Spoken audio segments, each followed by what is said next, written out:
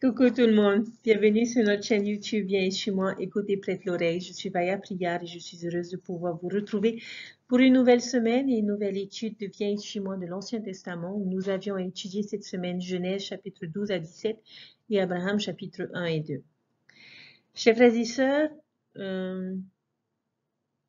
merci pour vos commentaires, merci pour vos messages qui me motivent et qui me font beaucoup de bien et qui m'encouragent à persévérer dans ce travail qui peut être très lourd, mais que j'apprécie de faire parce que j'apprends tellement de choses de mes études, de mes lectures et de mes recherches que je suis heureuse de pouvoir partager tout ce que je peux découvrir avec chacun d'entre vous. Et j'espère que cela vous motive et que ne vous empêche pas, chers frères et sœurs, de lire vos écritures. Je vous encourage à lire vos écritures parce que vous pouvez apprendre autre chose que ce dont je vais parler et vous pouvez avoir votre propre révélation personnelle. Je ne vous cache pas, chers frères et sœurs, que j'ai eu beaucoup de difficultés, principalement techniques, à pouvoir réaliser cette vidéo. Je ne sais pas combien de fois j'ai dû la refaire, mais je crois qu'il y a quelqu'un qui ne souhaiterait pas que je partage l'enseignement que j'ai préparé avec chacun d'entre vous. Mais quoi qu'il arrive, je serai plus forte que lui et j'ouvrirai la bouche et je me débrouillerai pour vous faire parvenir cet enseignement aujourd'hui. Pendant les 2 prochaines semaines, chers frères et sœurs, nous allons apprendre à connaître le prophète Abraham. Nous allons faire dans notre étude, je dirais un peu dans le désordre. Nous n'allons pas suivre la chronologie des chapitres que nous avions à lire parce que j'estimais qu'il était d'abord important de pouvoir se focaliser sur l'alliance abrahamique et voir par la suite les différents détails dans la vie d'Abraham. Et cela nous permettra de comprendre pourquoi Abraham est un personnage important pour nous. Nous allons donc commencer notre étude dans Abraham chapitre 2, où Abraham quitte la ville de Ur pour aller vers Canaan et sur le chemin, alors qu'il s'arrête dans un endroit appelé Haran, le Seigneur Jéhovah va faire une alliance avec lui. Et les particularités de cette alliance se trouvent principalement dans Abraham chapitre 2, les versets 6 à 11. Et Abraham avait déjà eu un aperçu de cette alliance lorsqu'il était jeune, aperçu que nous retrouvons dans Abraham chapitre 1, les versets 18 à 19. Qu'est-ce qu'une alliance? La première question que nous pouvons nous poser, qu'est-ce qu'une alliance? Lorsque nous regardons dans le livre Ancré dans la foi, on nous dit qu'une alliance est un accord sacré entre Dieu et une personne ou un groupe de personnes. Dieu établit des conditions spécifiques et promet de nous bénir tant que nous obéissons à ces conditions. Et ce que nous allons voir aujourd'hui, chers frères et sœurs, tout simplement, c'est que nous allons voir quelles sont les promesses de Dieu et quelles sont les promesses d'Abraham. Pour ce faire, nous allons tout de suite nous plonger dans nos Écritures et voir ce que Dieu promet à Abraham et à sa postérité s'il garde et respecte cette alliance qu'il fait aujourd'hui avec Abraham. Nous allons aller dans un premier verset dans Abraham chapitre 1, le verset 18 où il dit « Voici, je te conduirai par la main et je te prendrai pour mettre sur toi mon nom, oui, la prêtrise de ton père et mon pouvoir sur toi. » Donc la première chose que le Seigneur promet à Abraham, c'est qu'il va le conduire par la main. Comment est-ce que Dieu va le conduire? Lorsque l'on va découvrir le récit et l'histoire d'Abraham, on va voir que Abraham va être conduit par des prophètes, va être conduit par les Écritures et va être conduit par la révélation directe. La deuxième promesse que nous voyons également dans ce verset, c'est qu'il promet qu'il le prendrait pour mettre sur lui son nom, oui, la prêtrise de ses pères et son pouvoir sera sur lui. Donc Dieu promet le pouvoir de la prêtrise, Dieu promet le pouvoir et l'autorité d'agir en son nom. Le deuxième verset se trouve dans Abraham chapitre 2, le verset 9, où il dit « Je ferai de toi une grande nation, je te bénirai au-delà de toute mesure et je rendrai ton nom grand parmi toutes les nations et tu seras une bénédiction pour ta postérité. Après toi, en ceci qu'elle portera de ses mains ce ministère et cette prêtrise à toutes les nations. » Donc, il va faire de lui une grande nation et qu'il le bénira au-delà de toute mesure et qu'il rendra son nom grand. Et cette promesse, et que Abraham aura une grande postérité dans ce monde, dans le monde à venir, et qu'il aura une grande postérité aussi bien sur terre qu'une postérité éternelle. Et les familles, nous le savons, chers frères et sœurs, peuvent être éternelles.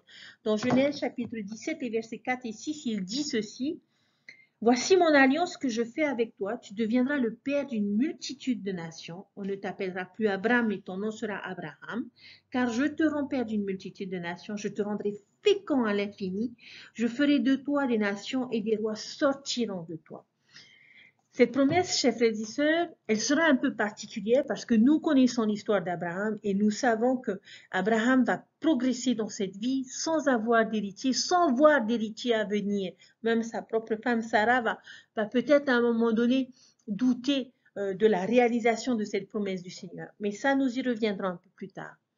Le verset suivant se trouve dans le verset 11 où il dit « Et je bénirai ceux qui te bénissent, et je maudirai ceux qui te maudissent, et en toi, c'est-à-dire en ta prêtrise, et en ta postérité, c'est-à-dire ta prêtrise, car je te fais la promesse que ce droit continuera en toi et en ta postérité après toi, c'est-à-dire la postérité littérale ou postérité selon ta chair. Je bénis ceux qui te bénissent, et je maudis ceux qui te maudissent. » En d'autres termes, le Seigneur lui offre sa protection. Il mentionne à nouveau dans ce verset la prêtrise, que cette dernière continuera avec sa postérité. On a une autre allusion du fait qu'il sera le Père de toutes les nations. Mais regardez comment est-ce que ce verset finit. Le Seigneur dit à Abraham que lui et sa postérité seront bénis dans les bénédictions de l'Évangile, lesquelles sont les bénédictions du salut et de la vie éternelle. Quelles sont ces bénédictions de l'Évangile, chers frères et sœurs? Eh bien, c'est tout simplement les prophètes, les ordonnances que nous contractons, le don du Saint-Esprit, les dons spirituels, les Écritures, la vérité, les temps. Toutes ces choses qui font partie de cet Évangile sont les bénédictions. Et ces mêmes bénédictions qui nous apportent, qui nous permettent d'obtenir le salut et la vie éternelle. Le dernier verset est le verset 19 où le Seigneur dit « Le Seigneur m'a paru en réponse à mes prières et me dit « C'est à ta postérité que je donnerai ce pays. » Donc, une dernière promesse, c'est à ta postérité, le Seigneur promet un pays à Abraham. Je reviendrai sur cette dernière promesse un peu plus tard. Mais nous voyons ici que cela fait beaucoup de promesses, n'est-ce pas?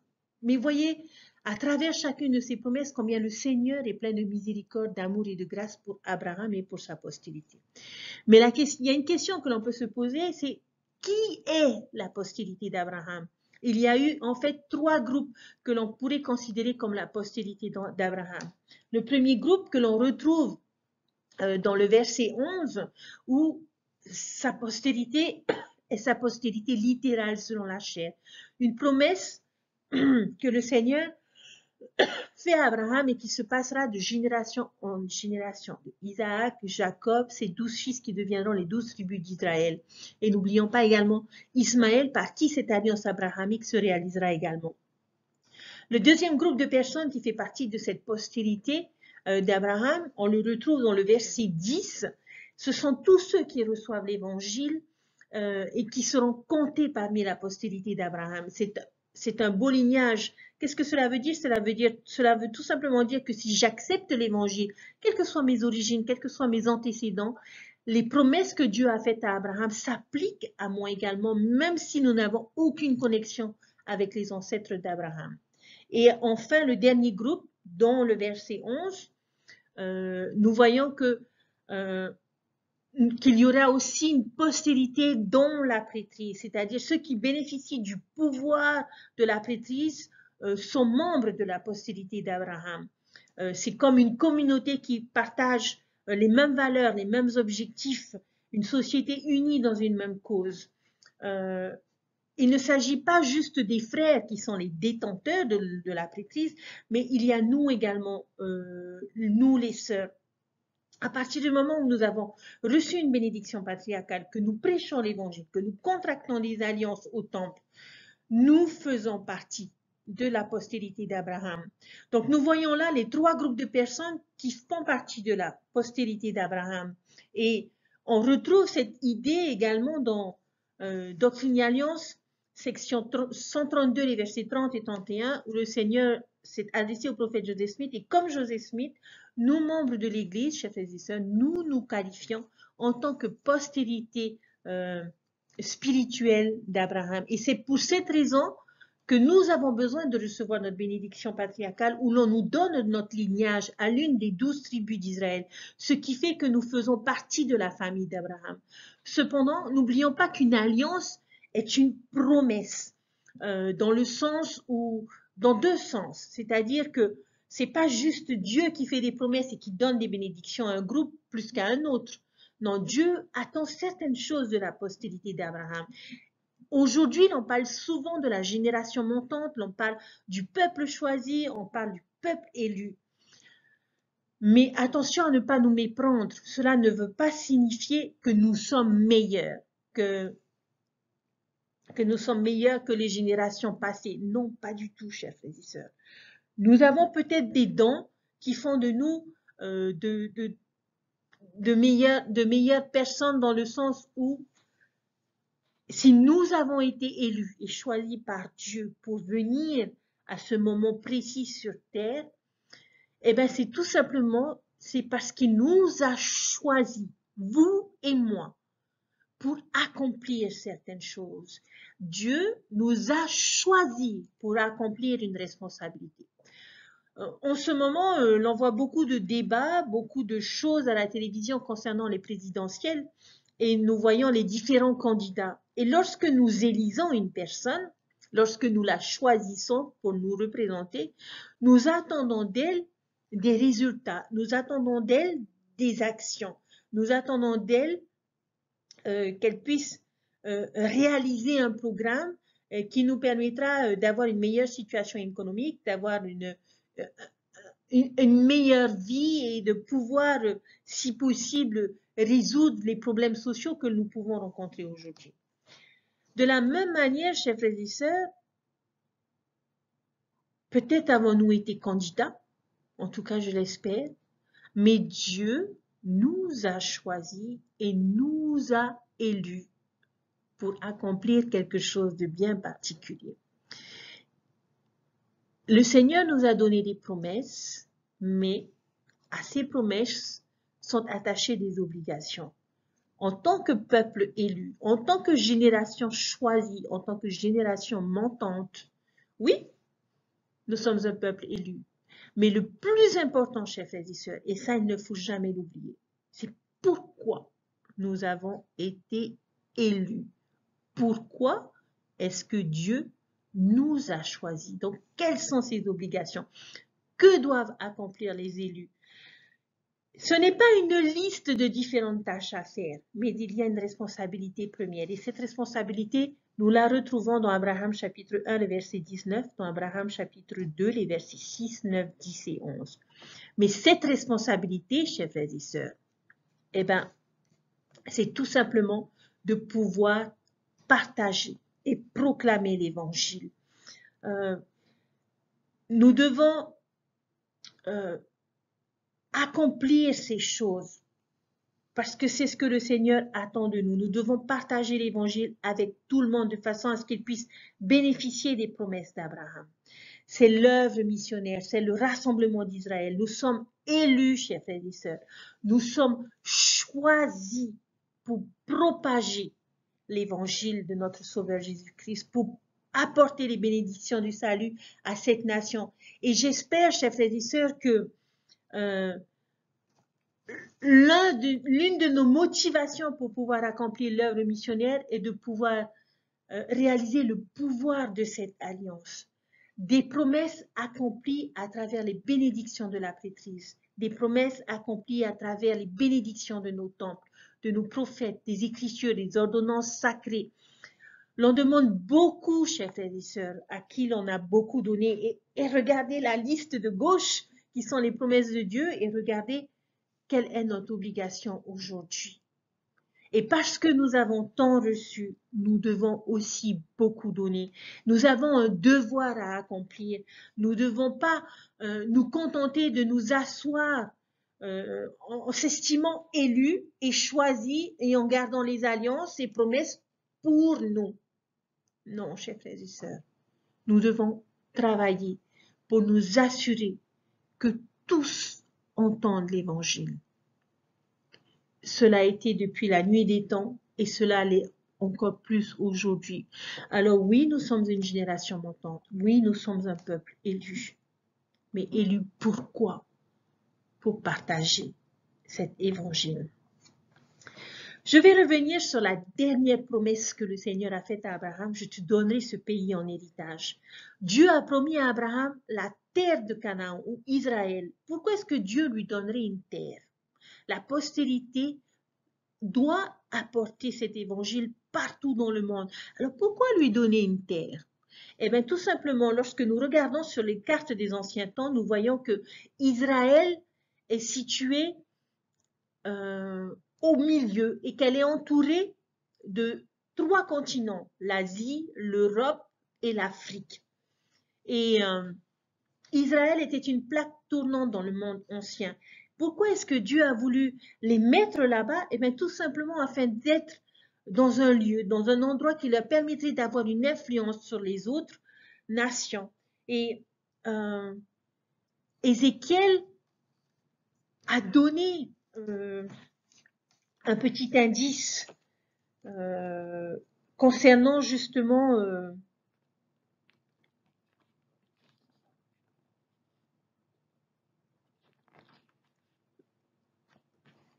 concernant cette responsabilité, concernant ce pays, concernant cet héritage. Alors, nous le voyons dans Ézéchiel au chapitre 5, le verset 5. Je m'excuse, j'ai du mal à trouver mon écriture. Mais dans cette écriture, l'on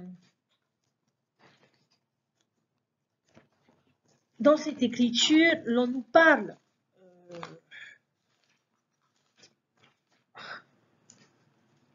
je suis désolée. Je m'excuse de prendre un peu de temps. Je vais y arriver. Voilà, Ézéchiel chapitre 5, verset 5, qui dit ceci. « Et ainsi parle le Seigneur l'Éternel, c'est là, cette Jérusalem que j'avais placée au milieu des nations et des pays alentours. » Donc, il y avait un objectif à cette terre que le Seigneur a donné à Abraham.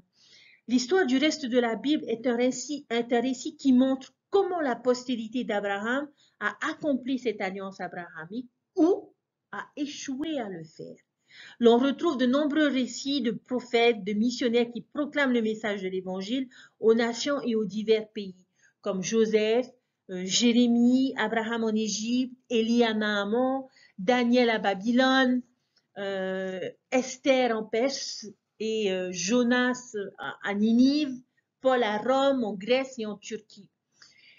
Et qui est le plus grand descendant d'Abraham, chers frères et sœurs, et qui a accompli cette alliance et a passé sa vie à l'accomplir, eh ben, c'est tout simplement notre Sauveur Jésus-Christ. Il s'est efforcé de bénir tout le genre humain, passé, présent et futur, avec les bénédictions de l'Évangile qui sont les bénédictions du salut et de la vie éternelle. Cependant, ce peut être dangereux de placer son peuple choisi au milieu de tout. Certes, ils seront une bonne influence, mais il y a aussi le danger de pouvoir être aussi influencé. Et cela a été le gros problème de l'Ancien Testament. Israël se bat contre le désir d'être comme le monde. Et plutôt que de le changer, ils permettent au monde de les changer. Ils permettent... et nous verrons que certains fidèles resteront, certains prophètes, certaines personnes resteront fidèles à leurs obligations et d'autres adoreront d'autres idoles. Quelles seront les conséquences? Eh bien, nous le savons, les tribus seront perdues, elles seront éparpillées. Et c'est le principal problème de l'Ancien Testament. Alors que dans le Nouveau Testament, eh bien, nous avons l'effet inverse, c'est-à-dire que nous avons le problème opposé. Les Israélites et les Juifs ne voudront rien avoir avec le monde. Ils diront, d'une certaine façon, laissez-nous, nous sommes le peuple choisi. Et nous nous laisserons pas influencer par vous et par le monde.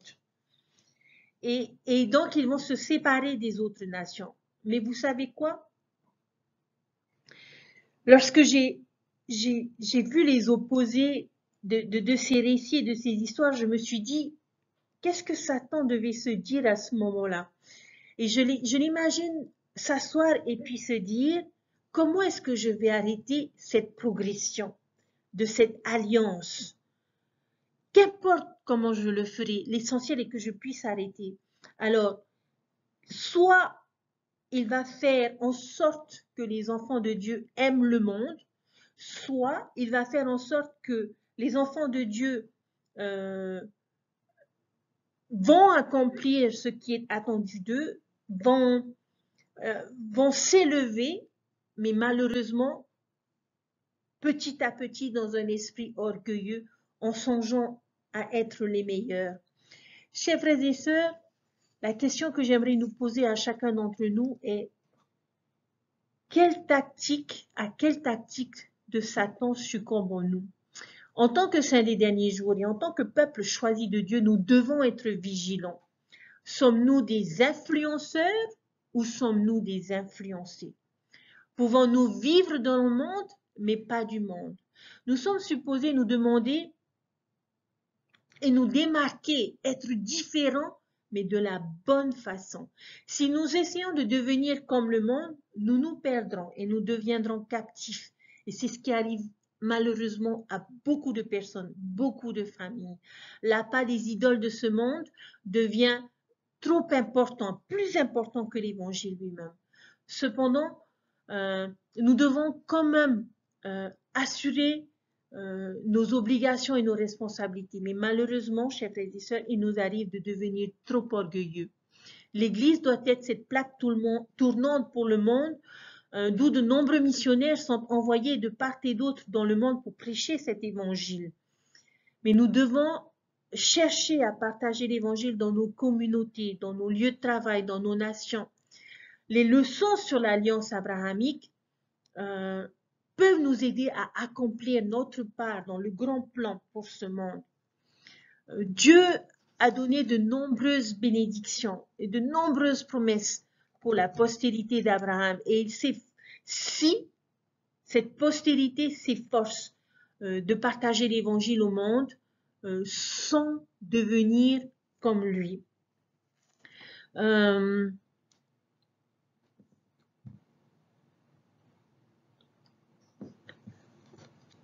Notre étude d'aujourd'hui nous a montré les nombreuses promesses que le Seigneur a faites à Abraham.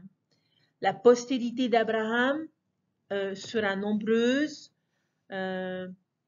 promise à une grande croissance éternelle et à détenir la prêtrise. Il deviendra le père de nombreuses nations. Le Christ et des rois viendraient par la lignée d'Abraham. Des terres seront données en héritage. Toutes les nations de la terre seraient bénies par sa postérité et cette alliance sera éternelle jusqu'à 1000 générations. Certaines de ces promesses, chers frères et sœurs, se sont accomplies, d'autres pas encore. Et j'aimerais citer une prophétie donnée près de 600 ans avant Jésus-Christ qui dit ceci: c'est pourquoi notre Père n'a pas parlé de notre postérité seulement, mais encore de toute la maison d'Israël, désignant l'alliance qui doit être accomplie dans les derniers jours. Alliance que le Seigneur a faite avec notre Père Abraham. 1 Éphésiens chapitre 15, verset 18. D'autres prophéties ont le même message, entre autres que beaucoup de générations après que le Messie ne sera manifesté dans son corps aux enfants des hommes, c'est alors que la plénitude de l'évangile du Messie arrivera aux gentils et que des gentils il passera au reste de notre postérité. Chers frères et sœurs,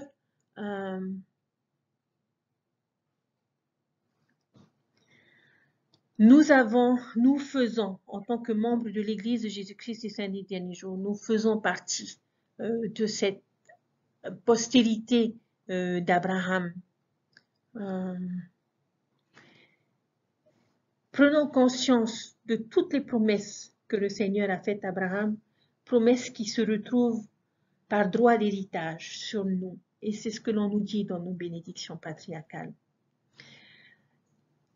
Mais cette alliance que Abraham a contractée avec le Seigneur est la même que celle que nous devons accomplir et et nous souvenir aujourd'hui, qui est de proclamer son évangile. Le Seigneur nous invite à prendre part à sa bonté et il ne repousse aucun de ceux qui viennent à lui, qu'ils soient noirs, blancs, esclaves, libres, mâles ou femelles, tout le monde est égaux devant Dieu. Une écriture déclare que Dieu, qui a fait le monde et tout ce qui s'y trouve, a fait que tous les hommes sortis d'un seul sang habitassent sur la surface de la terre. Le commandement, chers frères et sœurs, d'aimer notre prochain sans discrimination est certain. Nous devons, en tant que membres de l'Église, nous efforcer à implanter cette doctrine dans notre cœur et à nous souvenir de cette alliance et à travailler dès maintenant pour accomplir ces choses. Notre prophète Russell M. Nelson lui-même nous avait encouragés à rechercher dans les Écritures et à nous souvenir à essayer de retrouver cette alliance que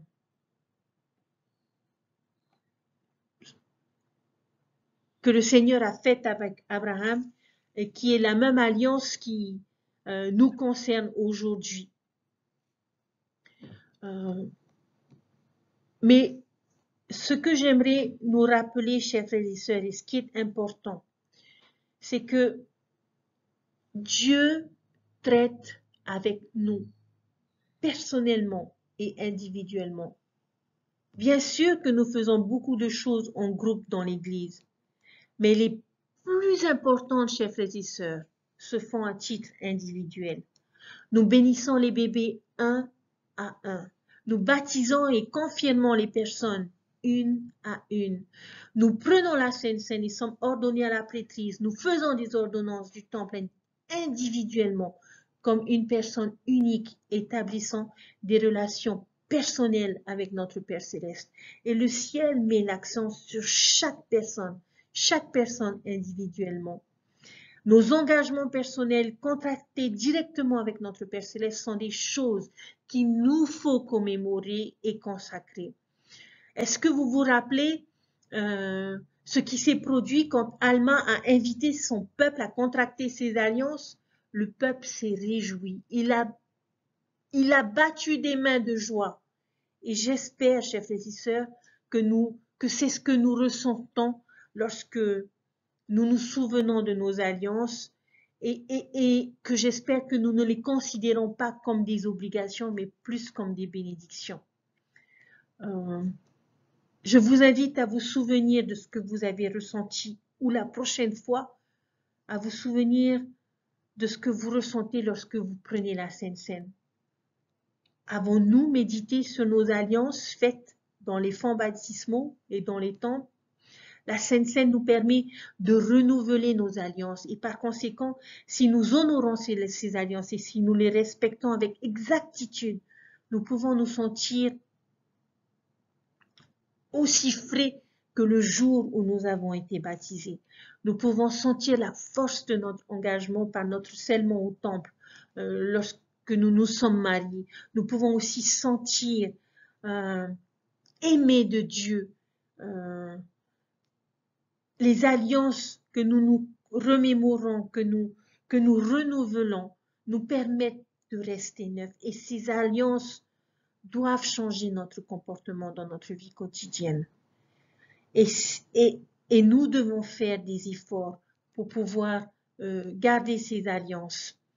Les alliances nous ancrent dans un sol ferme et au milieu des orages, nous rappellent ces promesses qui sont importantes pour l'éternité et qui sont capitales aujourd'hui. Nos alliances doivent nous pousser à chanter le cantique rédempteur. Quelles sont les récompenses de ceux qui gardent l'alliance?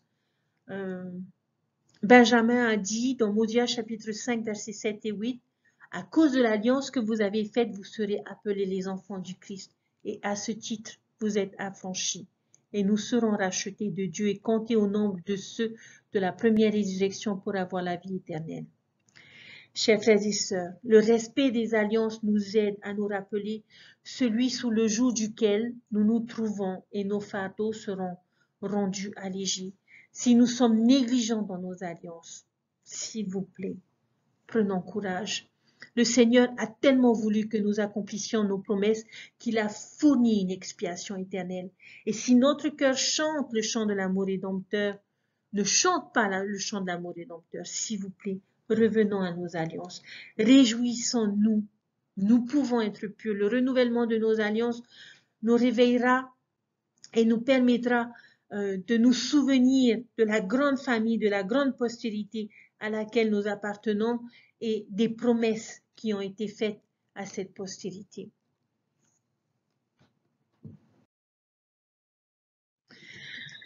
Pour conclure, chers frères et sœurs, j'espère vous avoir aidé à comprendre cette alliance abrahamique et spécialement pour nous membres de l'Église de Jésus-Christ des Saints des derniers jours. Lorsque nous comprenons cette alliance, nous verrons qu'elle revient très souvent dans les Écritures et dans nos prochaines études. Ces alliances reviendront et nos obligations, notre responsabilité reviendra également. Le Seigneur, les promesses que le Seigneur a faites avec un homme juste des milliers d'années avant continuent d'avoir des répercussions aujourd'hui, en 2022. Nous devons comprendre, chers frères et sœurs, combien Abraham est important pour nous et je nous encourage à le découvrir, à apprendre à le connaître, à marquer quelque part cette alliance abrahamique, à nous souvenir de cette alliance, de nos engagements et de ce que nous devons faire chaque jour pour respecter cette alliance en tant que postérité d'Abraham, parce que nous sommes membres de l'Église de Jésus-Christ des Saints des derniers jours, que nous avons la responsabilité de partager cet évangile. S'il vous plaît, chers frères et sœurs, lisez vos Écritures. Apprenez à connaître Abraham, à connaître son histoire, à connaître ses expériences et puissions-nous apprendre en suivant son exemple. Dans notre prochaine étude, chers frères et sœurs, nous apprendrons cette histoire et nous apprendrons, nous verrons ce que nous pouvons apprendre de l'expérience personnelle d'Abraham. Cela pourra peut-être être un peu confus dans votre esprit.